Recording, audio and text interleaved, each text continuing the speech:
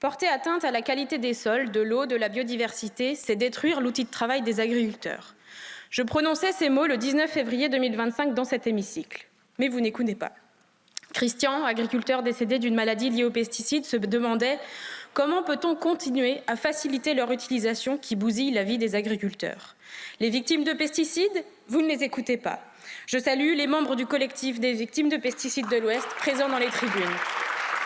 L'ANSES a signalé les effets neurotoxiques potentiels de l'acétamipride chez les enfants, les femmes enceintes et les travailleurs agricoles. Les scientifiques, vous ne les écoutez pas. 80% des insectes volants ont disparu ces 30 dernières années en Europe à cause des néonicotinoïdes. Les apiculteurs s'inquiètent du retour de l'acétamipride, tueur d'abeilles. Les apiculteurs, vous ne les écoutez pas.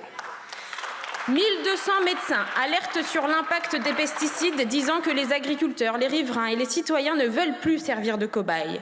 Les médecins alertent, vous ne les écoutez pas. Le Conseil d'État confirme le bien fondé scientifique de l'interdiction de l'acétamipride et d'autres néonicotinoïdes. Les juges, vous n'écoutez toujours pas. Agriculteurs, victimes de pesticides, apiculteurs, scientifiques, économistes, médecins, juristes, que vous faut-il de plus pour arrêter de soutenir les lobbies des pesticides? Ils contaminent tous les milieux, l'eau, le sol, l'air, les aliments. Beaucoup d'entre nous sont parents.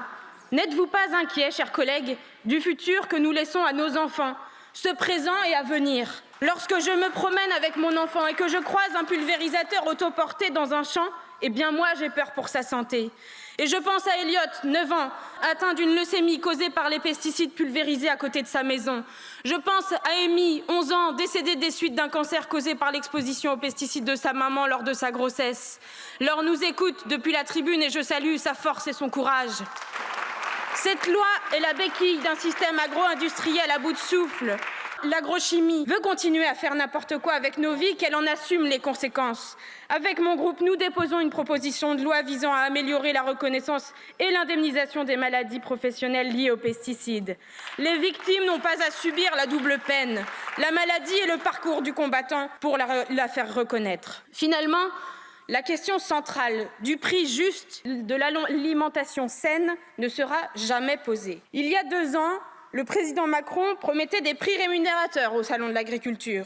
Il a menti, encore. En disant que les pesticides sont indispensables à l'agriculture, vous oubliez ceux qui produisent une alimentation saine et de qualité en agriculture biologique. Celles et ceux qui, il y a 30 ans, comme mes parents, se battaient pour prouver la viabilité de leur système en bio, sont encore aujourd'hui méprisés. La preuve, le gouvernement supprime les financements du Fonds Avenir Bio et de l'Agence Bio. Mais oui, à quoi bon soutenir les alternatives aux pesticides? Ce qui a fait la plus-value de la production française, c'est l'agriculture à taille humaine, créatrice d'emplois, rémunératrice, respectueuse de l'environnement. Mais voilà, encore une fois, ce texte favorise la production à outrance, l'agrandissement des élevages au détriment de l'installation. 30% des élevages français ont disparu entre 2010 et 2020. La concurrence déloyale qui leur est imposée par les accords de libre-échange tue les élevages. Le dépôt de l'accord entre l'Union européenne et le Mercosur est imminent. J'ai du mal à croire que la facilitation de l'agrandissement des élevages dans ce texte ne soit un hasard. Surtout quand on sait que l'opposition du gouvernement n'est qu'une façade. Il n'a jamais souhaité aller au bras de fer avec l'Union européenne pour s'y opposer.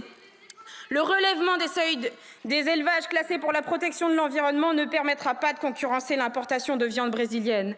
Cela va surtout continuer à dégrader la situation sanitaire des élevages, influenza aviaire, MHE, FCO et aujourd'hui dermatose nodulaire.